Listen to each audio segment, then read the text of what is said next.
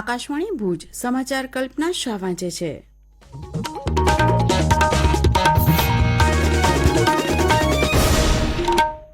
નમસ્કાર. કેન્દ્રીય મંત્રીમંડળે ખેડૂતોનું જીવન ધોરણ સુધારવા અને તેમની આવક વધારવા કુલ 13,966 કરોડ રૂપિયાના રોકાણ સાથેની 7 યોજનાઓને મંજૂરી આપી છે. કેન્દ્રીય મંત્રીમંડળે કુલ 2,817 કરોડ રૂપિયાનો ખર્ચ ધરાવતા ડિજિટલ કૃષિ મિશનને પણ મંજૂરી આપી છે. નવી દિલ્હી ખાતે પત્રકારો સાથેની વાતચીતમાં માહિતી અને પ્રસારણ મંત્રી અશ્વિની વૈષ્ણવે કેબિનેટના નિર્ણયો અંગેની માહિતી આપી હતી.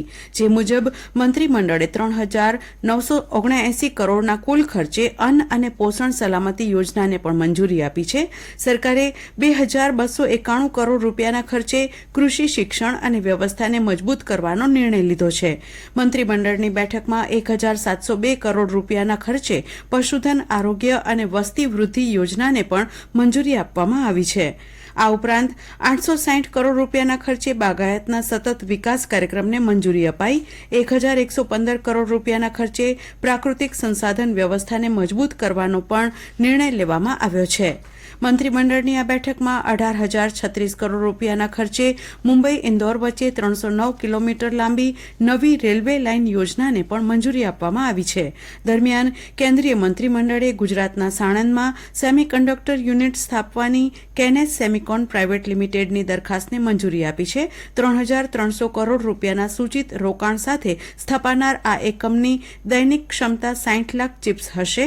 આ યુનિટમાં ઉત્પાદિત ચિપ્સ વિવિધ પ્રકારની એપ્લિકેશનોને પૂરી પાડવામાં આવશે. કચ્છ જિલ્લામાં ભારે વરસાદ બાદ પાણીજન્ય અને મચ્છરજન્ય રોગો ન ફેલાય તે માટે સાવચેતીના ભાગરૂપે આરોગ્ય વિભાગની 350થી વધુ ટીમ નાગરિકોની મેડિકલ તપાસ, સર્વેલન્સ સહિતની તબીબી કામગીરીમાં જોડાઈ છે.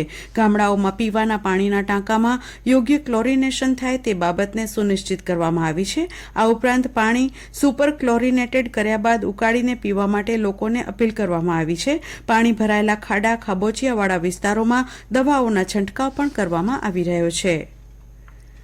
જિલ્લામાં પડેલ ભારે વરસાદની અસર ખેડૂતોના પાકમાં નુકસાન રૂપે જોવા મળી છે. ત્યારે પાક સર્વેની કામગીરી કરવા માટે નિર્દેશો આપ્યા છે. કચ્છ જિલ્લામાં ભારે વરસાદની સ્થિતિ પાણી ભરાઈ જવાને લીધે કપાસ, મગફળી, મગ, મઠ, અડદ, તુવેર, તલ, દિવેલા, બાજરી, ગુવાર અને શાકભાજી તેમજ બાગાયતી પાકો જેવા કે પપૈયા અને કેળાના પાકમાં પ્રાથમિક દ્રષ્ટિએ નુકસાન જોવા મળ્યું છે. જે અંતર્ગત જિલ્લાના પ્રભારી મંત્રી પ્રફુલ્લ પાનસેરિયા અને જિલ્લા કલેક્ટર અમિત અરોરાએ આપેલી સૂચના અનુસાર પાક સર્વેની કામગીરી શરૂ કરવામાં આવી છે. જિલ્લા ખેતીવાડી કચેરી અને બાગાયત કચેરી દ્વારા 100 જેટલી ટીમની રચના કરવામાં આવી છે. આ ઉપરાંત કચ્છ જિલ્લો વિશાળ ખેતીવાડી વિસ્તાર ધરાવતો હોઈ જિલ્લામાં સર્વેની કામગીરી ઝડપથી અને ચોકસાઈથી થઈ શકે તે માટે અન્ય જિલ્લામાંથી પણ 80 ટીમની માંગણી કરવામાં આવી છે. હાલમાં જિલ્લાના માંડવી, અબડાસા, લખપત, મુન્દ્રા, ભુજ, અંજાર, નખત્રાણા અને ગાંધીધામ તાલુકામાં વિગતવાર પાક સર્વેની કામગીરી યુદ્ધના ધોરણે શરૂ કરવામાં આવી છે.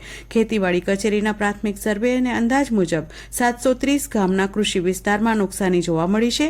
ખરીફ પાક અને બાગાયત પાકના અંદાજિત 1,86,000 હેક્ટર વિસ્તારમાં પાક નુકસાન પ્રાથમિક દ્રષ્ટિએ જોવા મળ્યું છે તેમ જિલ્લા ખેતીવાડી અધિકારી કિરણસિંહ વાઘેલા દ્વારા જણાવાયું છે. રાજ્ય સરકારના સ્ટાઇપેન્ડ વધારાના વિરોધમાં આંદોલન કરી રહેલા રેસિડેન્ટ અને ઇન્ટર્ન તબીબોને આજે સવારે 9 વાગ્યા સુધીમાં પોતાની ફરજ પર હાજર થવા રાજ્ય સરકારે ફરમાન કર્યું છે.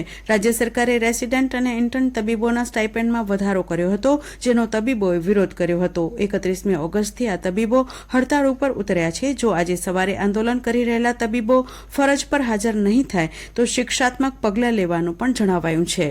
હવામાન વિભાગે આગામી 4 દિવસ દરમિયાન રાજ્યમાં ભારેથી અતિભારે વરસાદની આગાહી કરી છે.